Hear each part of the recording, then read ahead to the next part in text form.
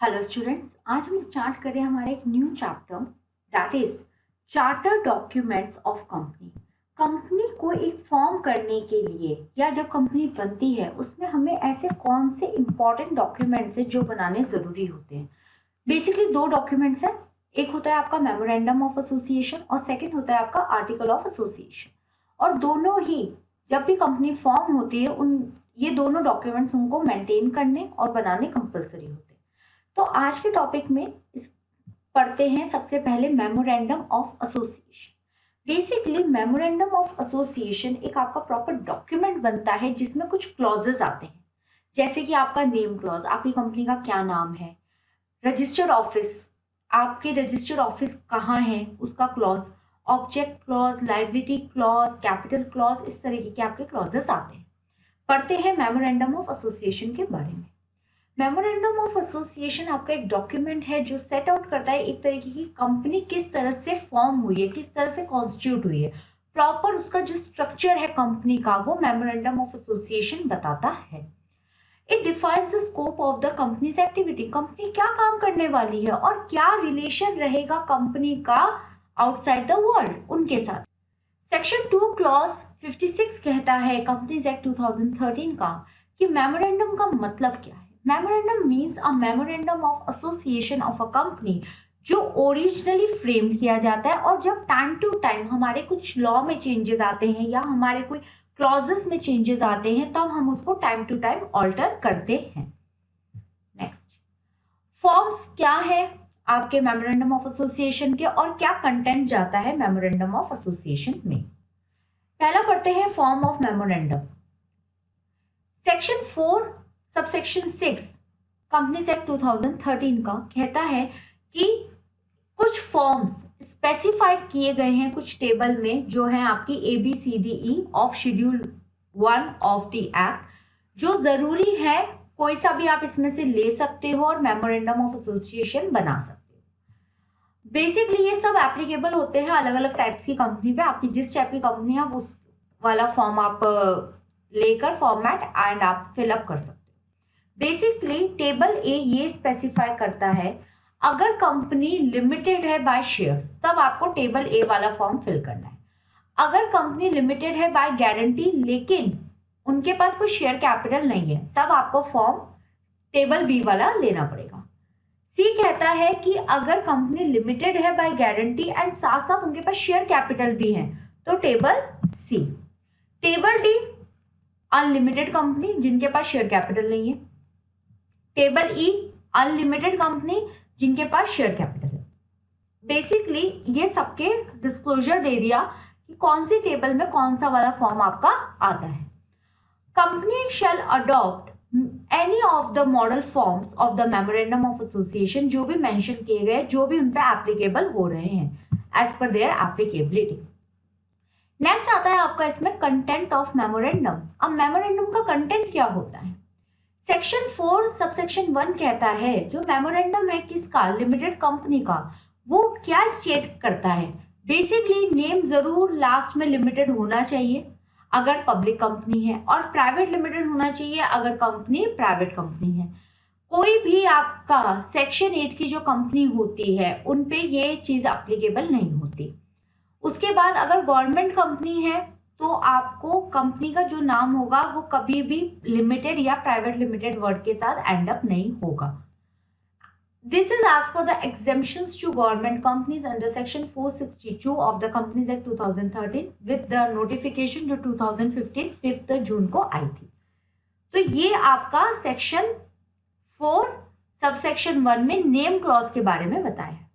Next आता है आपका सिचुएशन क्लॉज और जिसको आप रजिस्टर्ड ऑफिस क्लॉज भी कह सकते हो कि आपकी कंपनी की रजिस्टर्ड ऑफिस कहाँ पे है, ठीक है, वो आपको यहाँ स्पेसिफाई करना है।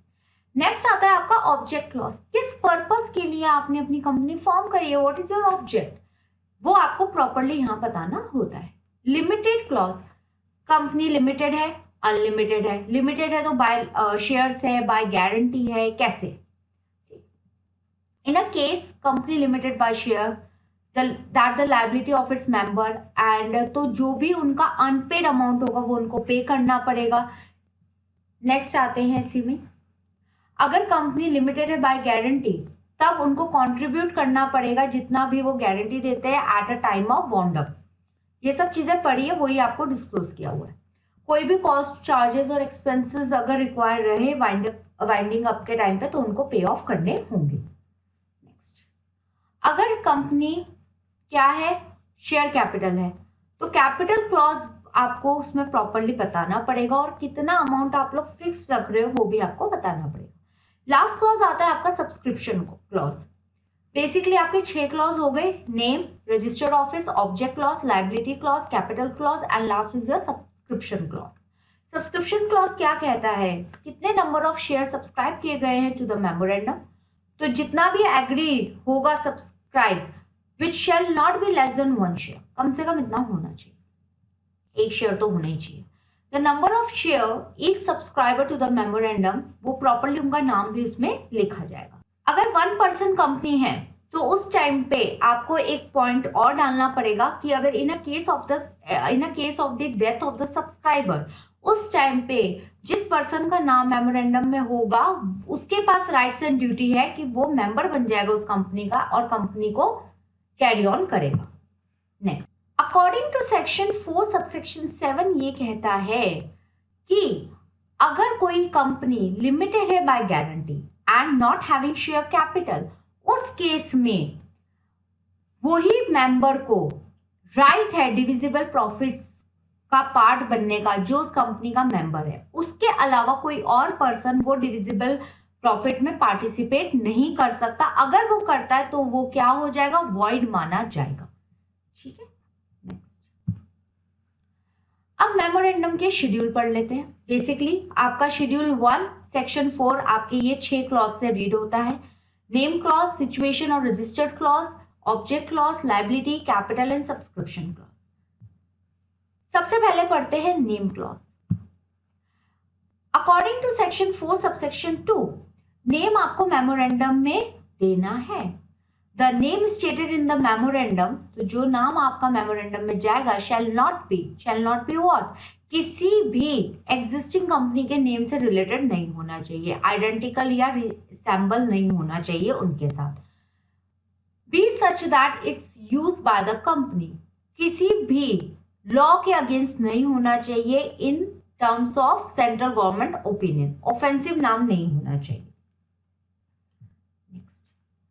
Section 4, subsection 3 of the Act provide that without prejudice to the provisions of Section 4, subsection 2, a company shall not be registered with a name which contain, कोई भी कंपनी इस नाम से रजिस्टर नहीं हो सकती अगर उस नाम में क्या कंटेन हो, कोई भी वर्ड या एक्सप्रेशन जो which is likely to give, कोई ऐसा इंप्रेशन दे दिया जा रहा है जो एज पर कनेक्टेड है किससे, central government, state government, local authority या कोई भी बॉडी कॉन्स्टिट्यूटेड है की गई है by central government, state government, किसी भी पर्टिकुलर लॉ के अकॉर्डिंग, उससे नाम कहीं पे भी कनेक्टेड नहीं होना चाहिए।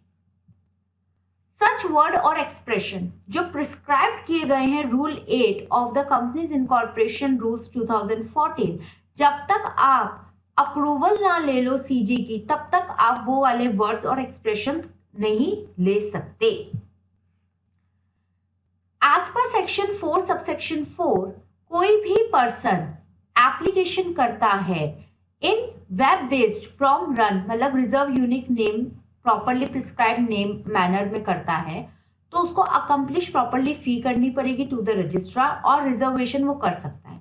किसका एप्लीकेशन फाइल करेगा, for the name of the proposed company और the name to which the company proposes to change its name. अगर नाम चेंज करे कंपनी, वो भी रन पे ही जाकर करना होता है। नेक्स्ट, सेक्शन 4 सबसेक्शन 5 क्लॉज 1 क्या कहता है, जब रिसीव्ड हो जाएगी एप्लीकेशन अंडर सेक्शन 4 तो रजिस्ट्रार प्रॉपरली इंफॉर्मेशन और जो डॉक्यूमेंट फर्निश किए गए हैं वो देखेगा, प्रॉपरली चेक करेगा और उस नाम को रिजर्व कर देगा for a period of 20 days from the date of application, provided that in case of an application for reservation of name और for change of its name by an existing company, या तो नाम reserve करवा रहे हो या change कर रहे हो एग्जिस्टिंग कंपनी का जो नेम है उसको, तब रजिस्ट्रार चाहे तो रिजर्व कर सकता है उस नेम को for a period of 60 days from the date of approval, ठीक है।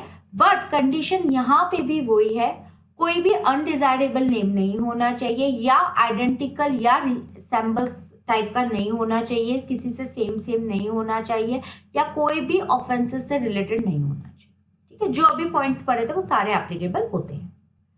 नेक्स्ट क्लॉज आता है आपका सिचुएशन क्लॉज और we can say registered clause, जहां पे आपका रजिस्ट्रेशन है, रजिस्ट्रार ऑफिस किया हुआ है आपने। The name of the state in which the registered office of the company is to be situated must be given in the memorandum. Basically आपको यहाँ पे उस जगह का नाम देना है जहाँ पे आपका registered office of the company registered है, ठीक है। उस जगह का, उस एरिया का नाम आपको देना है, स्टेट का नाम देना है। एग्जैक्ट एड्रेस की रिक्वायरमेंट नहीं है। According to section 12, within 30 days of companies incorporation, जब कंपनी इनकॉर्पोरेट हो गई उसके 30 दिन के अंदर अंदर company must have a registered office, जहां पे उनके प्रॉपर्ली कम्युनिकेशन और नोटिसेस आएंगे।